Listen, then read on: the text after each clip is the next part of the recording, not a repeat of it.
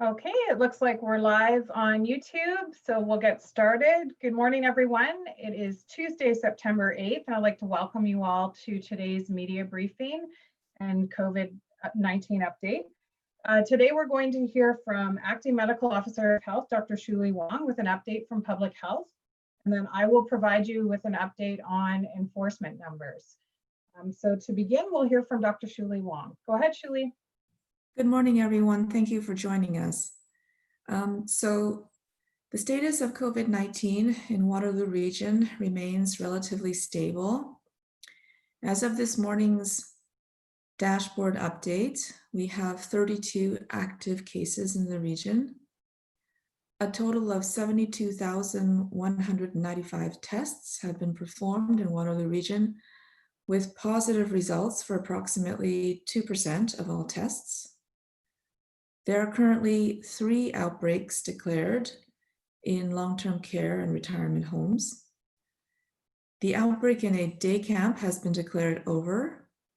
There are no new outbreaks in other congregate care settings or workplaces. We continue to engage in data quality work with respect to positive cases reported on our dashboard as a result of our, as well as other health units, transition to the new provincial data system. So you may still see some reconciliation from time to time. I was disappointed to learn about the large gatherings that were occurring over the weekend in the university district. These types of large gatherings and parties cannot occur. Our actions matter. What we do makes a difference in terms of reducing the spread of COVID-19 in our community. For new and returning students to Waterloo Region, you are all an important and valued part of our community. As a community member, your cooperation and continued adherence to public health guidelines will ultimately influence whether our local businesses and services can stay opened, and they can help to prevent our healthcare system from becoming overwhelmed. New and returning students are reminded that in Waterloo Region, we have face covering bylaws that are in place for enclosed public spaces and transit. We also continue to ask everyone in our community to continue to practice frequent hand washing, physical distancing, avoiding large gatherings, getting tested when you feel unwell, and staying home when you're sick. Together, these measures and bylaws help us to protect one another and slow the spread of COVID in our community. We also encourage everyone, including students, to keep their social circles small, with 10 or less people, and continue to practice physical distancing with anyone not in the same circle. Although cases in younger adults can often present with milder versions of COVID-19, they can still unknowingly spread the virus before they realize they're sick, for example, especially if people are gathering in larger groups and without sufficient physical distancing. The infection can then easily spread to family, loved ones, and friends, including those who may be at higher risk of serious outcomes. Public health, along with the post-secondary institutions and various partners within our community, are taking the safety of our post-secondary community very seriously. We have been working with our local post-secondary institutions to support a safe school experience. We have met with the leads from the University of Waterloo, Wilfrid Laurier University, and Conestoga College on reopening plans. We have identified a point of contact of public health for questions about post-secondary settings.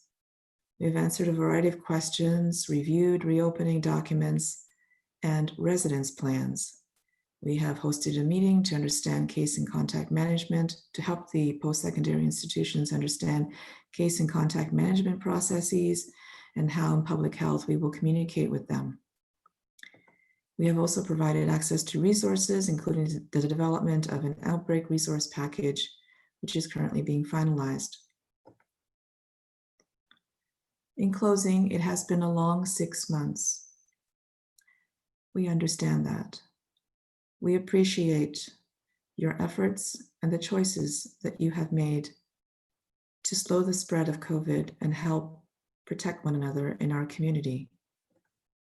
The pandemic continues. We are in this together, and the progress we have made is the result of everyone's efforts. Your actions are making a difference, and that is why we're asking you to keep going.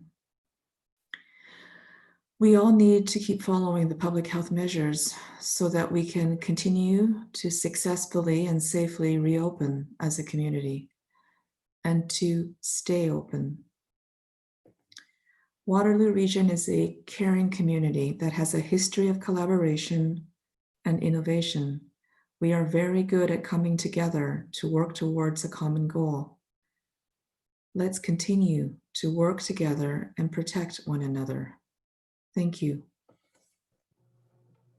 Thank you, Hsiu-Li. I'll now provide you with some enforcement update numbers. So for public health enforcement numbers, September 1st to 7th, we had a total of about 64 complaints, with 43 requiring some follow-up. And no charges laid by public health. However, we are aware of 3 charges being laid by Waterloo Region Police Services, which we're still awaiting more detail about. But I think that they put out information this morning about that on their website. In terms of the mask bylaw, from September 1st to 7th, in total, the regional bylaw team received about 121 inquiries or complaints. 59 of those were related to the masking bylaw, and the majority of those were followed up with by phone or email, and no charges were laid. So that's the update regarding enforcement. Now we can turn it over to all of you for questions, and we'll start with Damon from Woolwich Observer. Go ahead, Damon. I actually don't have any questions at this point. Could you come back to me? Okay, thanks, Damon. Okay, Tim, over to you. Tim from 570. Good morning. Dr. Wang, I was just wondering if you had any information regarding the staff member that tested positive with COVID-19 at a Waterloo Region District School Board public school. Have they been in contact with you regarding this staff member? Yes, thanks, Tim, for your question. Yes, so what we are releasing as information is that there was a staff member of that school who has tested positive. And like with all positive cases, public health has followed up to do an investigation. And we've determined it's a low risk situation. And the appropriate people have been notified by the school board. I believe they've posted it on their website and communicated with their school community. So, you know, this is a situation where people did the right things. Someone felt like they needed to be tested.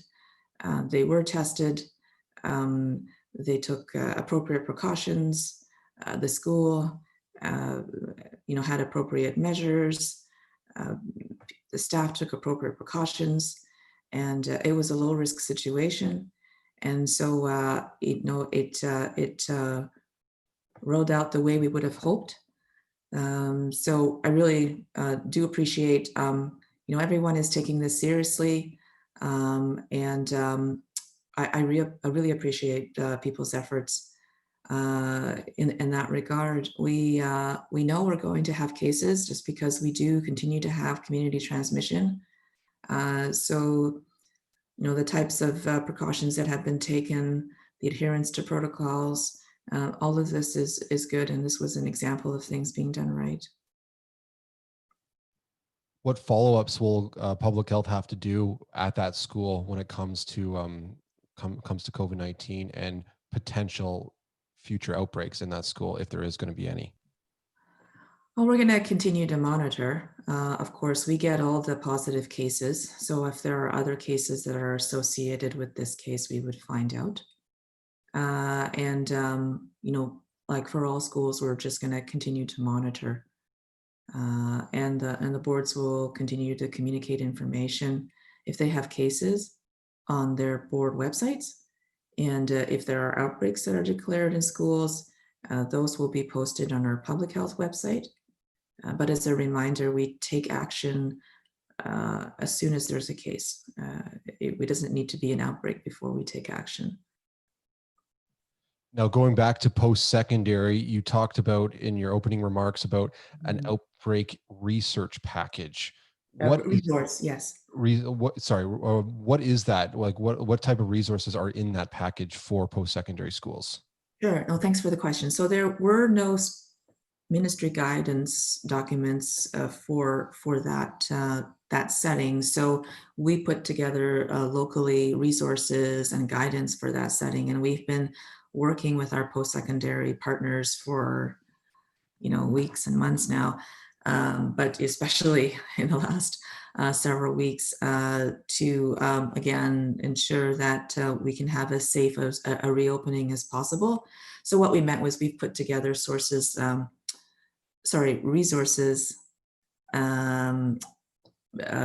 for them, even though there hasn't been provincial guidance as there's been for the elementary and secondary grades, but they're based on the same principles. And the post-secondary institutions have been working very diligently, very hard on making their environments safe. So we're in a good place. Those are all my questions for now. Thank you so much. Thank you. Thanks, Tim. We'll move on to Jeff from the record. Go ahead, Jeff. Hi, Jeff. Just unmuted. Hi, Dr. Wang, how are you? Getting back to the Edna Stabler situation, can you clarify a little bit? You mentioned that this person felt they needed to be tested and so went and got tested. Can you clarify if that person actually felt sick? They went to the school on Thursday, I'm told. Did they feel sick personally, showing symptoms afterwards and then get tested? Or were they tested as a result of some connection to somebody else who was tested, a spouse or a family member or somebody? I want to try to get at symptoms here and whether somebody actually felt sick. Yeah, we're not really releasing any more details about the specific case. So the reason I left it as felt they should get tested is because people can be either go for testing themselves or be referred for testing based on having symptoms or based on being recommended to be tested because they were a close contact of someone else. So, for privacy reasons, I won't go into the specifics of this case. I just wanted to highlight that the person did the right thing, and that we continue to encourage people, either if they become symptomatic or if they've been recommended to go for testing, that they go for testing. So it was just to illustrate that the right steps were taken in this case, and I appreciate that. Okay, follow up to that, asymptomatic people. There are a number of people who are asymptomatic. Now, I've looked through the protocols for public health in the province on schools. Nowhere do they specify what happens if somebody is asymptomatic in a school setting. It's all about people having symptoms, students, staff members showing symptoms. What happens if somebody is at school with COVID and doesn't know it because they're asymptomatic? Is there anything in the protocols to catch that or to prevent that? Or is it simply a case of you wait until somebody shows symptoms? Because I can't find anywhere in any literature about asymptomatic transmission in a school setting. Oh, thanks for the question, Jeff. So right now, what's being recommended by provincial experts, which is, translated into the guidance documents that have been put out, is that there are certain circumstances in which we think testing of asymptomatic people, is recommended. So, for example, if they have been, identified as a close contact of a case, broad asymptomatic testing of people without symptoms is actually not very good in terms of, being a test to detect cases. And so it's not recommended for people that are, broadly for people that are asymptomatic, but it is recommended in specific situations when people have been identified as close contacts or high risk contacts, another term that's being used for cases. And so in a school setting, there's generally going to be a conservative approach to cases that are identified. For example, a case in a class would generally result in all persons in that class being recommended for testing, unless there were specific circumstances about that case that led us to think that really, there wasn't really a risk to that class. There might be some special circumstances, but in general, the classmates, the cohort would all be recommended, the cohort would all be recommended for testing. So there is going to be asymptomatic testing of a lot of people actually, but there would generally need to be a reason for that, such as the detection of a case in that person in a particular cohort. Okay, so I'll just let it go here, just so I'm clear though. If Yeah. somebody comes into the school, if there's no evidence of anybody being sick and somebody is sick and doesn't know it and goes in the school, there's really not much that can be done about that until some symptoms show up in somebody. Asymptomatic testing seems to be still a challenge for the health system to try and figure out. Yeah, it's not really recommended. It's not as it's not as good of a type of, how do I say this? It's broad asymptomatic testing is not really recommended. It doesn't give us helpful information as when it's a targeted type of testing. And so we do need to focus our testing resources. We also we know that it can be transmitted by people who are asymptomatic. And so there are multiple layers of protection in a school setting that have been put in place to try to address that. Although we still feel that, transmission is driven more by those who are symptomatic. That is why, it's important to focus our recommendations for testing on those circumstances that the provincial experts have identified as being most helpful. So in the circumstance, for which I gave an example, like a class cohort. This is where we believe we need to focus our testing, and it will be a relatively conservative approach because, we will be generally testing an entire cohort. Okay, thank you. Okay. I'm good. Okay, thank you, Jeff. We'll move on to Nicole from CTV. Go ahead, Nicole. Hi, Nicole. Hi. Can you guys hear me? Yeah. Okay, perfect. Let's continue with school. Are all the public health nurses, the 20 that you were asked to hire, are they all caught up? Are they hired now? Have you deployed them to go into the schools? Well, thanks for the question, Nicole. So no, we're still in the process of hiring the nurses. Because of the extra federal money that was given to the provinces for school reopening, the province has actually updated the numbers of nurses that they will pay for in each health unit area. So our number has gone from 20 to 25. So we are looking to recruit, or we are in the process of recruiting 25 25 nurses. We're still in the process. We began the process as soon as we knew that what number we would have. That's proceeded really quickly in terms of trying to have those nurses hired.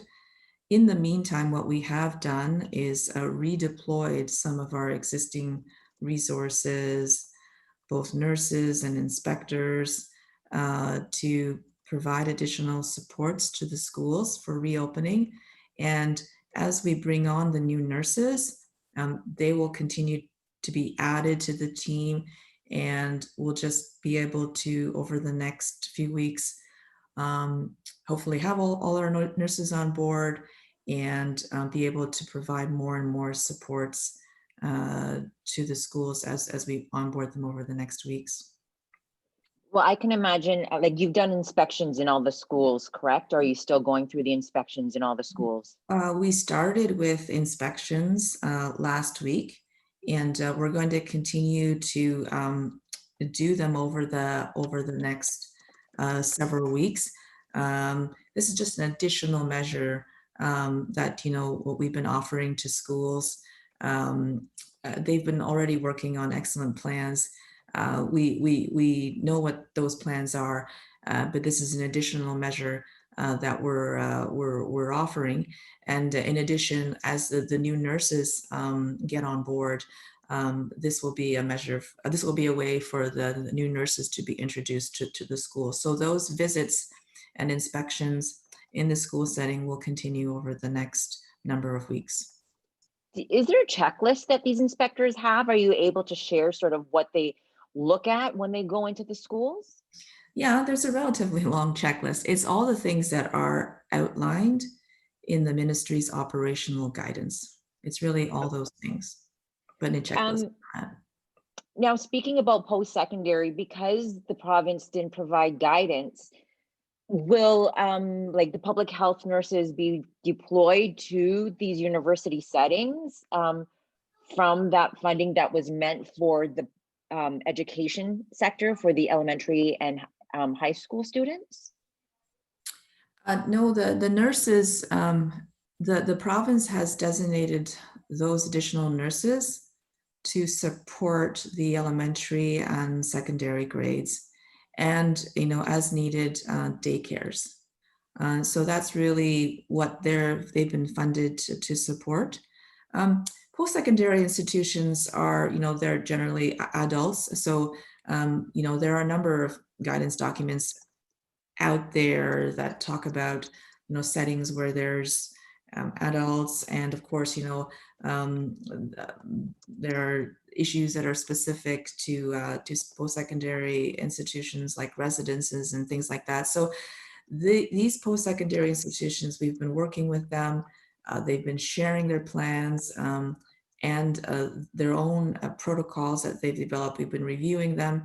And so, even though there's no specific guidance that's been delivered by the province to date, they have for weeks now been working on plans, and we've been supporting them on these plans. And they, by and large, follow the measures that we've been recommending for work settings in general, and with attention to particularities of their settings, like school residences. And so it's these are the plans are there already. So it was just an example that I wanted to give of some of the supports that we've been endeavoring to provide, not only for our schools, the elementary the elementary and secondary grades, but also for our post-secondary institutions as well. Will you list if there is, like, let's say, one or two more cases within a university residence? Will that be declared an outbreak? Will you then list it on public health website? Like, how can we find out about that? So outbreaks, we have to date been listing outbreaks on our webpage, and I expect we'll continue to do that. If there are outbreaks in settings, we will list them. That's what we'll continue to do. Two more questions really quick. While the number seems to be stable here in Waterloo Region, province-wide, the numbers are going back up again. Yeah. What do you say to the parents who are sending off their kids to school this weekend, next week, and are seeing these numbers go back up? Yeah, no, that's a good question, Nicole. You know, I've been worried about that as well. I think it just highlights that, you know, this could happen anywhere, and we have to be very vigilant. As I've mentioned before, I've been really appreciative of how our community, you know, has continued with the public health measures. They've been disciplined. We've kept our numbers relatively low. But what's happened elsewhere in Ontario, elsewhere, like in BC and Alberta, you know, it really shows us that it can rise quickly again if we're not careful. I understand it's been 6 months and that, you know, it's been hard for people to sort of, you know, be under restrictions, but there are ways to socialize and to have fun safely. So I really would encourage people to, you know, the restrictions have been loosened. So, you know, so continue to practice those measures that we're recommending, because ultimately, as I have mentioned, if we keep our community cases low, then that gives us the best chance of keeping the numbers and outbreaks in settings like school settings, congregated care settings, and workplaces low. So it influences, it all influences each other. And so I would just say we have to continue to be vigilant, and you know, we have to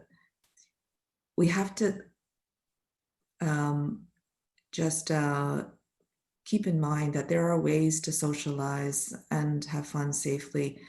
And, you know, we don't need to have large parties where, you know, the risk is really high. We shouldn't have these large gatherings. And in a lot of cases in Ontario, for example, I'm aware of in other jurisdictions where the numbers have started to rise, they are because people have gathered in larger settings than has been recommended, and they've not been practicing measures like physical distancing. So those are really, you know, key risk factors, and we have to remember that here as well. I'll ask my question after everyone else, so go right ahead. I'm Okay. done for now. Thanks, Nicole. All right, thanks. We'll move on to Sam from CBC. Go ahead, Sam. Hello. Hi, Dr. Wang. Hi, Sam. Hi. So you mentioned the parties earlier in your statement, but also just now. But I know that university classes are starting today. A lot of students are actually moving back, going into physical classes, and some of them are going into dorms, although they have made dorms only into one person at a time. Parties, it does seem inevitable, doesn't it?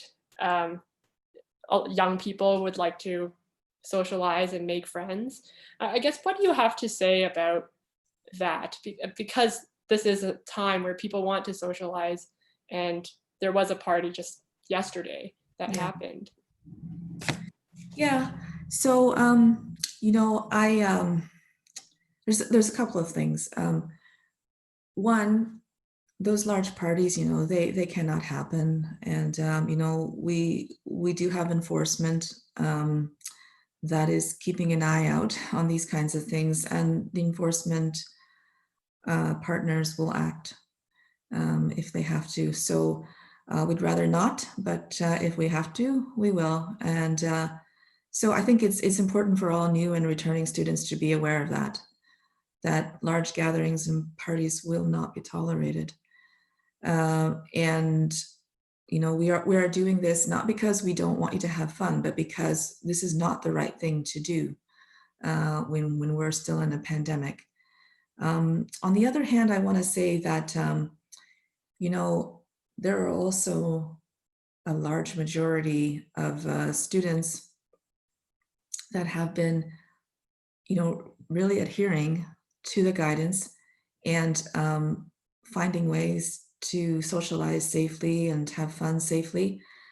So we'd like to recognize that there are many students out there that are wanting, to do the right thing and practice those measures. And I would just really encourage our students to continue, to practice those public health measures. We saw in the spring how our student population came together and made those Ezra street parties a non-issue or a non-thing. So that was really appreciated that, and I think that just showed, how our young people can be very smart and very responsible. So I'd like to thank those who are taking those steps to continue to help protect our community. And now, obviously, there are some people who don't adhere to social distancing guidelines, despite a lot of people who actually do, including that party that happened yesterday. Now, what do you have to say to those who don't seem to care that that there is a pandemic that is still happening right now, and is the peer pressure not working, perhaps, for those people? Yeah, I think, I did send a letter to all the new and returning students. I wanted to reach out to them individually. I guess what I'd like to ask is that each of them, I'd like to ask for the cooperation of each of them. Everyone can make a difference. And the more people stand up for the right thing, the more we each decide to do the right thing and stand up for what we think is right, that can exert a good influence on others. So I guess I would just continue to ask each and every one of our new and returning students to please continue to help protect one another. My other question was that a lot of students are also moving in with different roommates, perhaps because maybe they're not living in dorms, so they'll be living together in other places. These people weren't in each other's social bubble. So what is the best way for them to stay safe as they move in with each other right now? Yeah, so we have some resources on our website about how people who live in the same household, can take measures to try and reduce their risk. It's based on the same principles, that we've been saying all along. But I would say that in general, if you're going to have new people introduced in your social circle, try overall to keep your social circles small. So the recommendation is up to 10 people, but if you can, you keep it even smaller. So everyone will have to sort of make an individual decision on who they let into their social circle. And it could depend on, the other people in their social circle, if they, for example, are at higher risk for severe outcomes. But in general, what I recommend is, there are going to be increased interactions out there in our society. It is a normal part of what happens when we try to open up our community, when we try to normalize where we can, our lives during this pandemic. But at the same time, it's really helpful and a really good idea to try to keep your social circle. That means the people that you're not going to be practicing physical distancing with, as small as you can. So, what we're really trying to do is strike a balance where we're trying to open up where we can in our society, allow people to socialize a little more with each other, be able to socialize safely and still have fun. But at the same time, not incurring, significantly increased risk to our broader community, and so we think that these types of following these types of measures will help us keep that balance. But if we sort of disregard that and we start to think it's okay to party and have large gatherings and be close with many other people, that's going to potentially tip our balance very quickly. And if that happens, we can see a rise in cases quickly, like they've seen in other areas.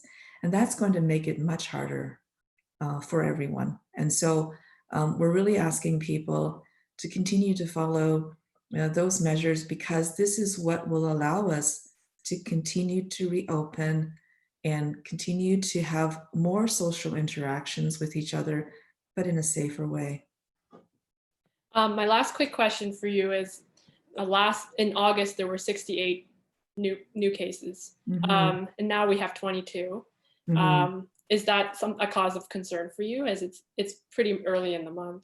Yeah, no, we are going to have to monitor that closely. As I mentioned, I expect in September we will have more cases than in August, because in addition, to the school reopenings, the post-secondaries reopenings, just in general, I think we've noticed as a community that people are out and about more, as a result of stage 3 and I think people having a little bit more confidence about being out there and interacting.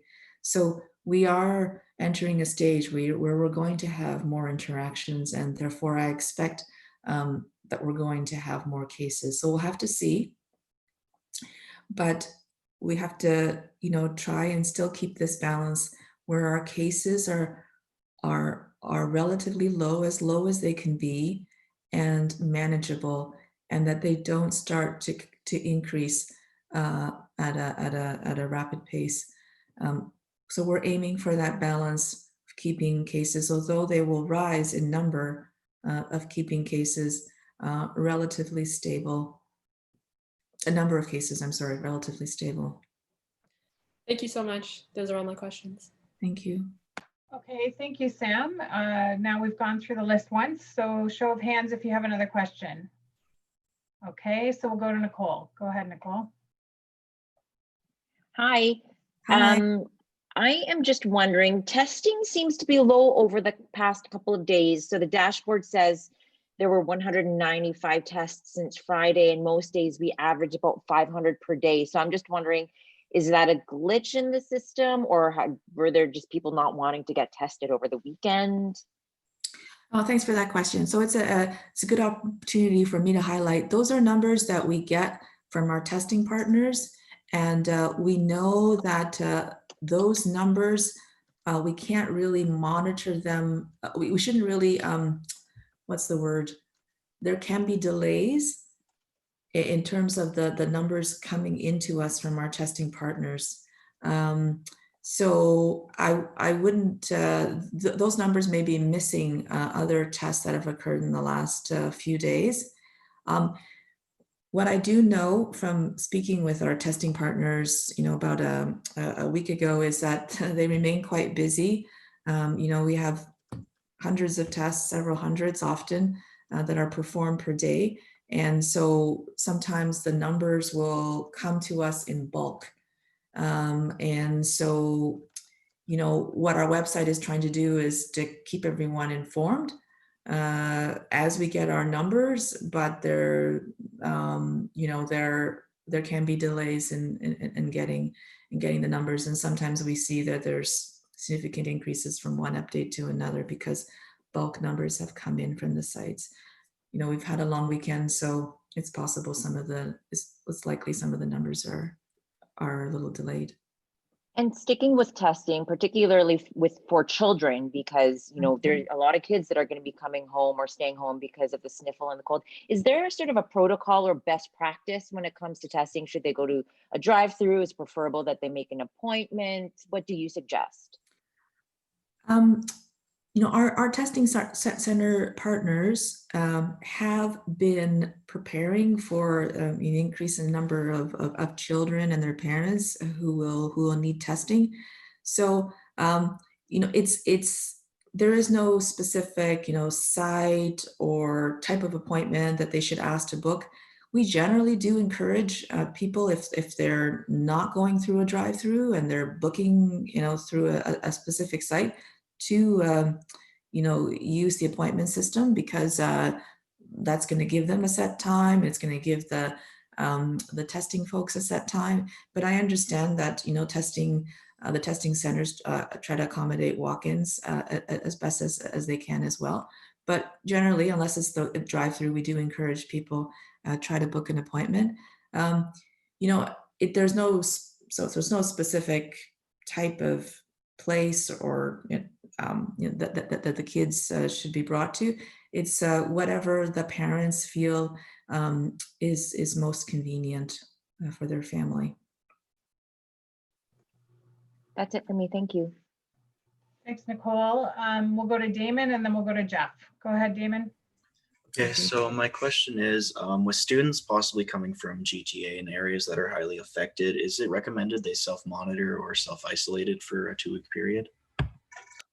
No, self-isolation is recommended for people that have come from other countries, and in fact, it's a mandatory. It's a quarantine order that they would be under.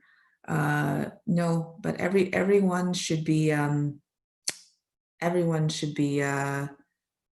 self-monitoring themselves for symptoms in general.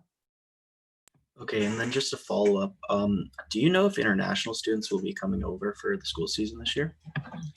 Yeah, that is something that is being worked out between the post-secondary institutions and the federal government. So I don't know what the latest numbers are, but if they are allowed to come across the border, then they are under a period of mandatory quarantine for 14 days.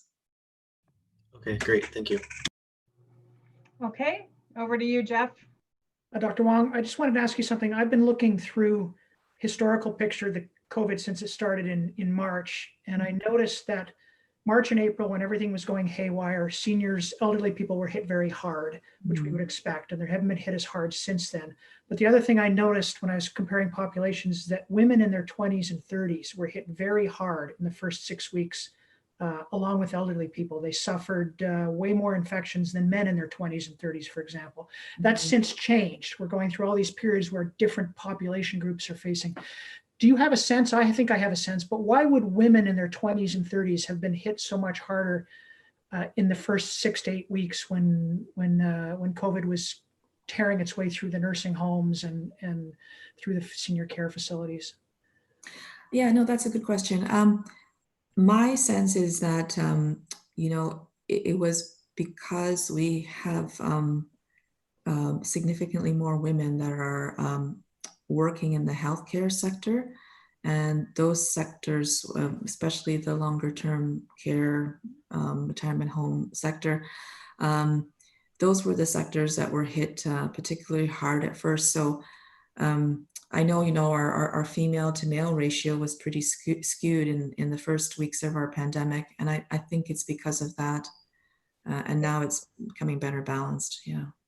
Yeah, I've seen that change. And so as we look at the epidemic historically, I just ask you to comment, we're really seeing this disease affect different population groups differently, depending on what stage we're in and how much they're exposed to it. Has that been your sense, looking at the sort of 6 months as we come? It hits certain people one way, and then it switches to a different group, and then other groups, depending on how it's circulating and how exposed people are. Yes, I do think you're right that if there's a particular sector that's being hit particularly hard, like we had with the long-term care and retirement homes in the beginning, there's going to be a lot more people that are either living or working in those sectors that will be affected. Now, because the measures in the long-term care homes have really improved, have really been tight. We're still seeing the possibility of cases being introduced because we still have outbreaks that are declared, but the cases are not spreading like before. The outbreaks are much better controlled now. So there's less likely to be spread in those environments, and therefore, less likely to be spread in those environments, and therefore the people living or working there are less likely to catch it. And secondly, the other factor is because the testing now is opened up to everyone, we are catching the cases that probably occurred in our younger generations before, but because they, by and large, were not eligible for testing back then, we probably missed them. And now, because the testing has expanded to everybody, we are catching more and more of those populations. But there's also, behavior change that we've seen. So we have been seeing in the last several weeks, in Ontario, that a lot of the cases in the younger generations, and even in the ones that are in their 40s and 50s, but more so in the 20s and 30s, those cases are often a result of people in larger gatherings, in larger family gatherings or social gatherings, people just in general relaxing a bit more with respect to the public health measures, and this is how it's being transmitted. So I think it's both a reflection of, who are able to test now, as well as where the infection seems to be predominantly affecting people. Now it's more in the general population, as well as thirdly, how people are practicing or not the recommended public health measures. So they're still being very prudent and diligent in the long-term care homes and retirement homes. But I think as a community overall, there is some loosening of that. So that's where we have to, I think, tighten our efforts going forward. Thank you very much. Appreciate that. I'm good. Okay, thank you. Is there any other questions before we wrap this up? Oh, Nicole, go ahead. Sorry, just want to get back to the post-secondary and the parties. Have you discussed with your partners, like, the Ezra Street parties, the folks that, came together for the St. Patrick's Day and whatnot? Have you guys sat around a table and discussed the parties that are going on right now? And did you meet last week? Yes, we've been discussing it and we'll continue to discuss it. And, we also have plans for enhanced enforcement going forward because, we thought that there might be more parties happening. And even though I still think the large majority of our young adults, are socializing smartly, there is a need for increased vigilance and increased monitoring. So we are continuing to plan for that and continuing to stay in touch. All the enforcement partners, so all the bylaw partners, as well as region or Waterloo Region, Waterloo Regional Police. That's it. Thank you. Okay, thanks, Nicole. So I'm not seeing any other hands, so we can wrap this up. I just want to flag for next week's briefing, which is September 15th.